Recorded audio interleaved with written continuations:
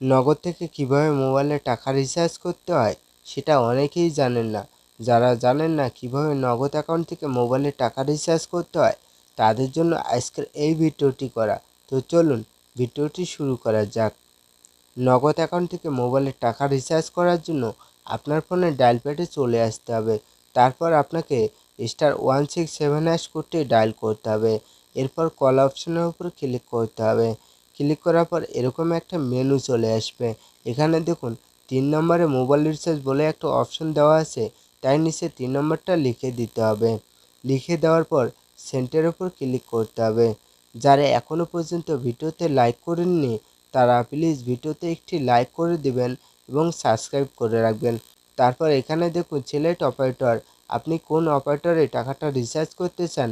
নিচে দেখুন 1 নম্বরে টেলিটক, তারপর 2 নম্বরে এয়ারটেল, 3 নম্বরে জিপি, 4 নম্বরে রবি, 5 নম্বরে বাংলা লিঙ্ক। তো আমি এখন গ্রামীণ সিমে টাকাটা রিচার্জ করব, তাই নিচে 3 নম্বরটা লিখে দেব। তো আপনি যে অপারেটরে টাকাটা রিচার্জ করতে চান সেই অপারেটরটা কত নম্বরে আছে সেই নাম্বারটা এখানে লিখে দেবেন। লিখে দেওয়ার পর সেন্টের ওপর ক্লিক করবেন। এরপর এখানে দেখুন সিলেক্ট অ্যাকাউন্ট টাইপ, আপনার সিমটি প্রিপেড নাকি পোস্টপেড সেটা সিলেক্ট করবেন। তো আমার সিমটি প্রিপেড, তাই 1 নম্বরটা এখানে লিখে দেব। লিখে দেওয়ার পর সেন্টের ওপর ক্লিক করব। তারপর এখানে দেখুন ইন্টার মোবাইল নাম্বার, আপনি এখন যে নাম্বারে টাকাটা রিচার্জ করতে চান সেই নাম্বারটা এখানে লিখে দেবেন। দেওয়ার পর সেন্টের ওপর ক্লিক করবেন। এরপর ইন্টার অ্যামাউন্ট, আপনি কত টাকা রিচার্জ করতে চান সেই টাকাটা এখানে লিখে দেবেন। তো আমি 30 টাকা রিচার্জ করব, তাই এখানে 30 টাকা লিখে দিলাম। লিখে দেওয়ার পর সেন্টের ওপর ক্লিক করব। ক্লিক করার পর এরকম একটা মেনু চলে আসবে। এখানে আপনি নাম্বারটা চেক করে নেবেন এবং কত টাকা রিচার্জ করতে চান সেই টাকাটাও চেক করে নেবেন।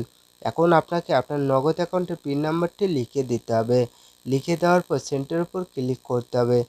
ক্লিক করার পর দেখতে পারবেন আপনার মোবাইল নাম্বারে টাকা রিচার্জ হয়ে গেছে। তো আজকের ভিডিও এই পর্যন্ত।